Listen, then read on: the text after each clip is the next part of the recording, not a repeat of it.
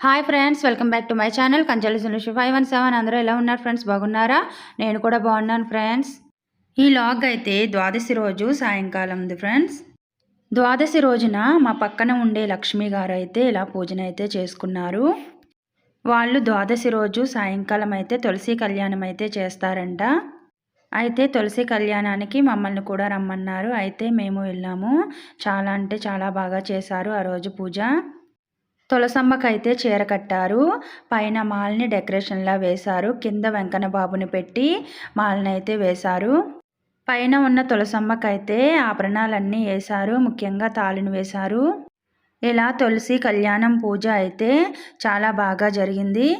ప్రసాదంగా కంపల్సరీ గారెలనైతే పెట్టుకుంటారంట. గారెలు, ఫ్రూట్స్ అయితే ప్రసాదంగా పెట్టారు.